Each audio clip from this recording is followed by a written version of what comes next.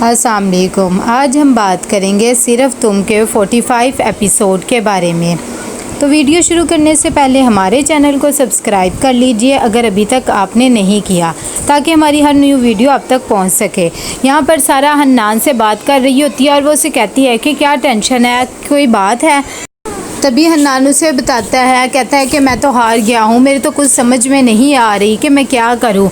इस बात पर सारा उसे कहती है कि आप बिल्कुल भी फ़िक्र ना करें, ऐसे करें आप मेरे घर आ जाए या मुझे बता दें, हम कहीं बाहर मिल लेते हैं। क्या हो गया, ऐसी क्या बात है जो आप इतने परेशान हैं।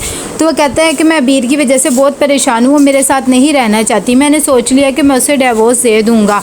तब सारा उसे कहती है कि आप पहले मेरे घर आए, मुझसे बात करें। इतनी देर में वो उसका वेट करने लग जाती है। हन्नान उसके घर के बाहर आता है और बहुत ज़्यादा स्ट्रेस में होता है। तभी सारा उसके पास जाती है और उसे कहती है कि आपकी तबीयत बिल्कुल भी ठीक नहीं है, आप ऐसे करें अंदर आएँ और रेस्ट करें। हन्नान बहुत मना करता है लेकिन सारा फिर भी उसे अंदर ले जाती है। यहाँ पर उसकी बहुत बुरी कंडीशन होती है। तभी सारा उसे ऊपर लेकर जाती है और उसका बीपी चेक करती है और कहती है कि आपका तो बीपी बहुत ज़्यादा लो है, आपको तो रेस्ट करने की ज़रूरत है। हन्नान कह देता है कि नहीं, मैं बिल्कुल ठीक हूँ, बस मुझे जाना है, मेरी कुछ भी समझ में नहीं आ रहा। लेकिन सारा उसे नहीं जाने देती और कहती मैं अभी आती हूँ।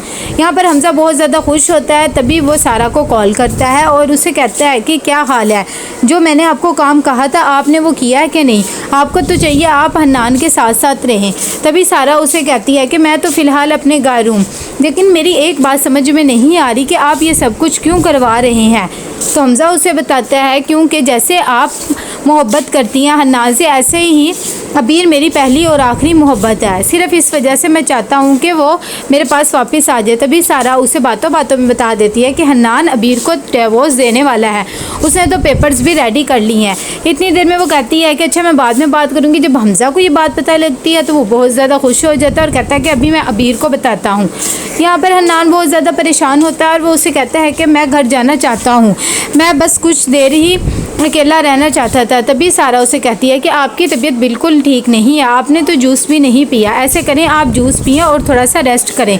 यहाँ पर अबीर भी बहुत ज़्यादा परेशान होती है कि हमजा उसके पास आता है और उसे कहता है कि आओ मुझे तुम्हें कहीं लेके जाना है। अबीर उसे गुस्सा करने लग जाती है कि आप होते कौन है और मैं आपके साथ क्यों जाऊँ।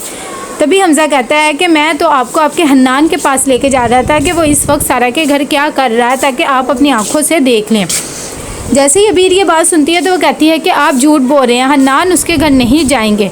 लेकिन हमजा कहता है कि यही तो है ना तुम्हारा अंधा यकीन, इसलिए तो कह रहा हूँ कि आ जाओ मेरे साथ। पहले वो मना करती है, फिर कहती है कि चलो ठीक है मैं तुम्हारे साथ जाती हूँ।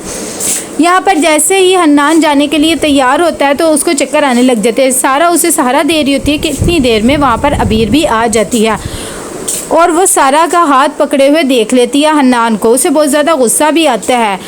हमजा आ जाता है और वो कहने लग जाता है कि तू यहाँ पर क्या कर रहा है, तेरी शादी हो गई है, इतनी अच्छी लड़की तेरी ज़िंदगी में आई, लेकिन फिर भी तू ये सब कुछ हरकतें कर रहा है। हन्नान उसे कहता है कि ऐसी बात हरगिज़ नहीं है। इतनी देर में अबीर गुस्से से नीचे जाने लग जाती है। हन्नान उसके पीछे जाता है और कहता है कि तुम जो समझ रही हो गलत समझ रही हो, ऐसा बिल्कुल भी नहीं है, जो तुमने देखा वो बिल्कुल गलत बात है। मैं तुम्हें सारी बात बताता हूँ, मैं पहले भी तुम्हें बताना चाह रहा था लेकिन तुमने यकीन नहीं किया। अबीर कहती है कि इतना सब देखने के बाद भी अभी कुछ बताना बाकी है। जब से शादी हुई है तब से मुझे पता है कि आप और सारा एक साथ है, लेकिन फिर भी मैं इग्नोर करती रही। इतनी देर में हमजा आ जाता है और उसे कहता है कि आज अबीर मैं जा रहा हूँ, तुम्हारा गाड़ी में वेट कर रहा हूँ। यहाँ पर जैसे ही दोनों घर आ जाते हैं सारे घर वाले बैठे होते हैं। अबीर भी बहुत ज़्यादा गुस्से में होती है और हमजा भी एक्साइटेड होता है, लेकिन वेट कर रहा होता है कि कब हन्नान आए और बात शुरू हो। यहाँ पर उसकी दादी भी बहुत ज़्यादा परेशान होती है।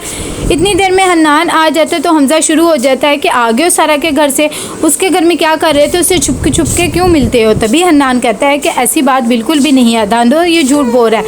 लेकिन हमजा कहता है अगर मेरे पे यकीन नहीं है तो आप अबीर से पूछ ले। हन्नान को गुस्सा आ जाता है और वो कहता है कि तुम होते कौन, हम दोनों में बोलने वाले, मैं तुम्हारा मुँह तोड़ के रख दूँगा। जैसे वो ये बात कहती है फरा आ जाती है और वो कहती है कि आप होते कौन है, हमारे बेटे का मुँह तोड़ेंगे। हमजा को भी इस बात पर गुस्सा आ जाता है।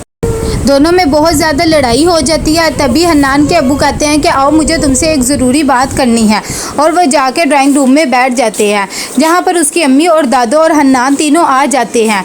तभी उसकी दादो कहती है कि ऐसी बात नहीं है, हन्नान पे मुझे पूरा यकीन है। लेकिन उसके अब्बू कहते हैं ये सारा कौन है और क्यों ये उससे मिलने जाता है।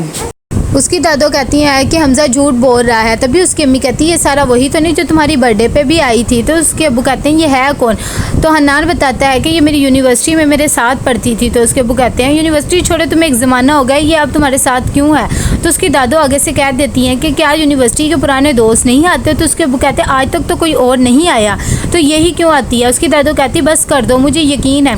तभी वो बताती है कि ये इससे प्यार करता है। हन्नान भी गुस्से से उठ के चला जाता है। दूसरी तरफ सारा बहुत ज़्यादा परेशान होती है। जैसे ही उसकी अम्मी आती हैं तो वो उसे कहती हैं क्या हो गया, सब ठीक तो है ना, कौन आया था घर पे। तब वो बता देती है कि हन्नान आए तो वो यहाँ पास ही थे, उनकी तबीयत बहुत ज़्यादा ख़राब थी। तो मैंने कहा था कि आज आप कुछ देर यहाँ पर रेस्ट कर लो। वो रेस्ट करके चले गए। उसकी अम्मी कहती है तुम्हें मैंने पहले भी कहा था इससे अपना ताल्लुक़ ख़त्म कर दो, अब वो किसी और का शोहर है और तुम ये सब कुछ क्यों कर रही हो। ज़माने वाले बातें करेंगे। लेकिन सारा अपनी अम्मी को बताती है कि वो अपनी बीवी को डिवोर्स देने वाले हैं। वो उन्होंने पेपर्स भी बना लिए हैं। लेकिन उसकी अम्मी कहती है तुम इस ख्यालात से बाहर आ जाओ।